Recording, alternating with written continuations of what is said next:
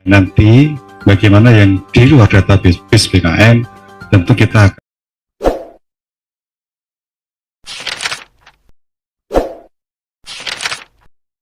Assalamualaikum warahmatullahi wabarakatuh. Di video kali ini admin kembali berbagi informasi kepada rekan-rekan semua. Ini dari Badan Kepegawaian Negara atau dari BKN teman-teman ya, terkait penyelesaian honorer yang ada di database maupun non database. Ya, seperti pada cuplikan video yang teman-teman lihat.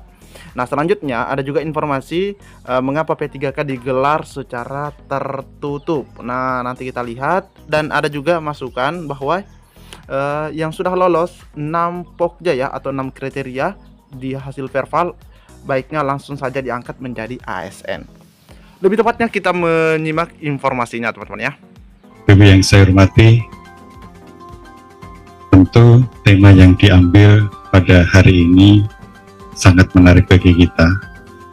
Penataan tenaga non-ASN dalam rangka mewujudkan berintegrasi manajemen aparatur sipil negara. Sebetulnya kalau penataan tenaga non-ASN itu hanya sebagian kecil dari substansi yang diatur di dalam Undang-Undang ASN yang baru. Ya, karena itu muncul di pasal terakhir dan amanatnya harus bisa diselesaikan oleh pemerintah sampai dengan 31 Desember 2024. Jadi ini menjadi PR kita bersama, tidak hanya pemerintah pusat, tentu Pak PJ Bupati kalau masih mempunyai tenaga non-ASN juga dimohon untuk bisa menyelesaikan tenaga non-ASN ini dengan bijak. Nah, Bapak yang saya hormati, 7.700.000 tenaga non-ASN yang ada di dalam database kita.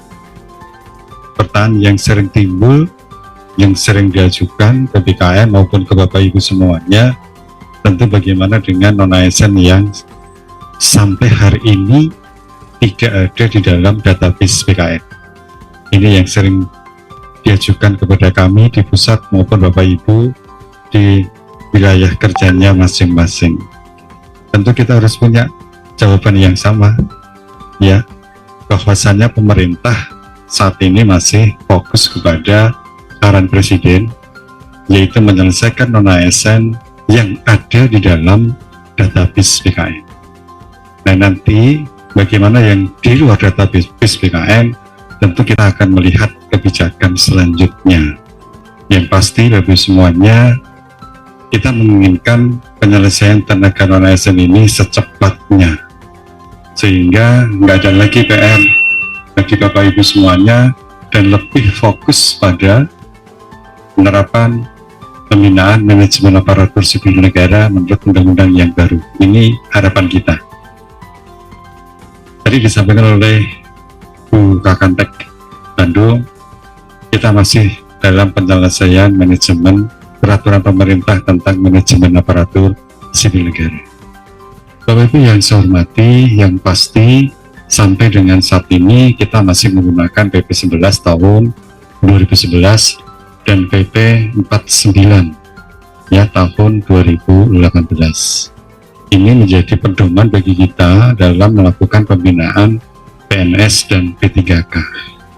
Nah, di undang-undang yang baru sudah tidak dibedakan lagi antara PNS dan P3K, maka peraturan pemerintahnya digabung antara PP 11 dengan PP 49 menjadi satu PP, namanya Peraturan Pemerintah tentang Manajemen Aparatur Sipil Negara.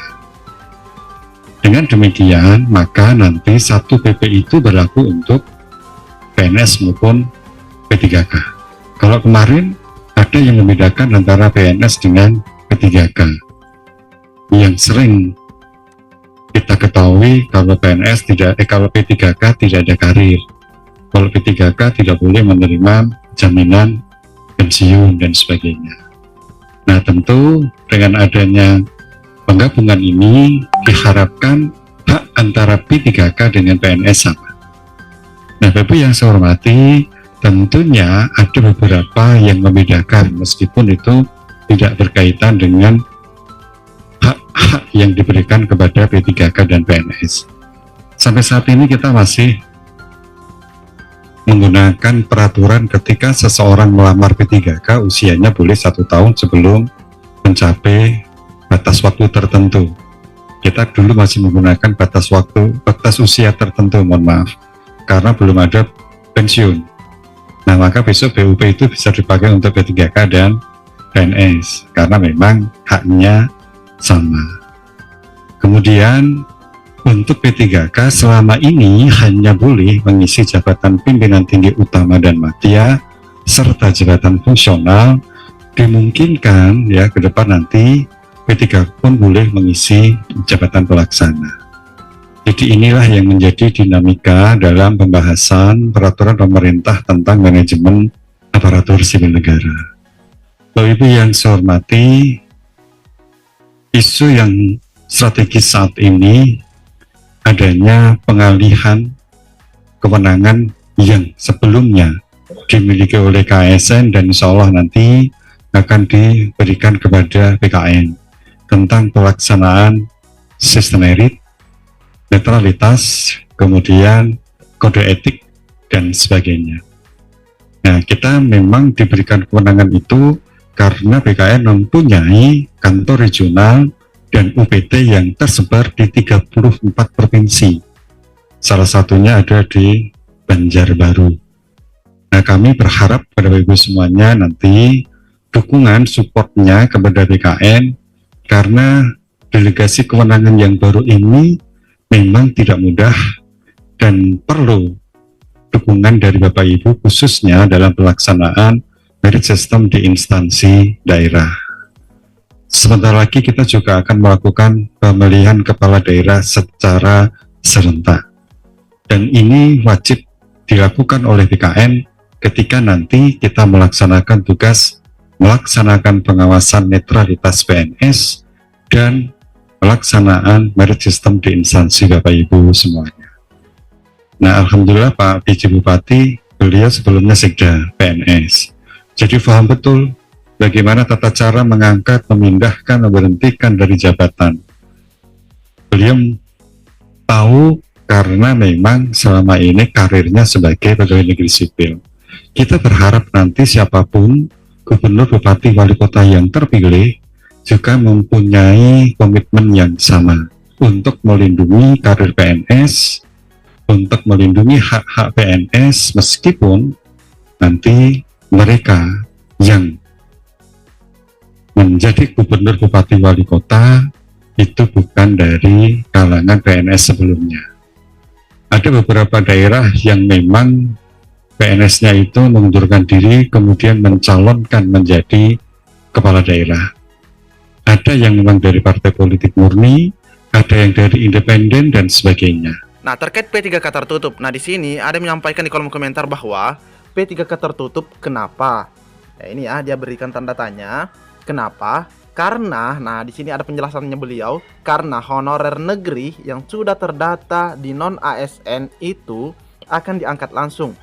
Wow, non-ASN itu maksudnya ini yang masuk dalam database ya, teman-teman ya, maksud beliau. Karena cuma guru honorer negeri yang disebut sebagai non-ASN itu akan diangkat langsung atau pemberkasan tanpa tes katanya.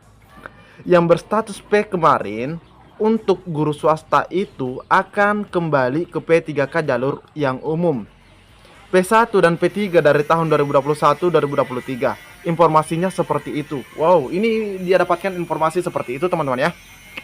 Nah, jadi kenapa tertutup? Karena hanya yang terdata di database BKN katanya. Sedangkan yang berstatus P itu katanya yang berstatus P untuk guru swasta itu akan kembali ke P3K jalur umum. Oke. Nah, selanjutnya ada juga informasi seperti ini. Di sini ada masukan. Nah, ini baik masukannya teman-teman ya. Menurut saya yang lolos verifikasi dan validasi BKN dari 6 pokja kriteria bisa langsung diangkat P3K penuh waktu yang lolos perval. Oke teman-teman ya. Apakah teman-teman setuju dengan pernyataan beliau? Oke, silahkan sampaikan di kolom komentar. Oke, cukup sekian. Assalamualaikum warahmatullahi wabarakatuh.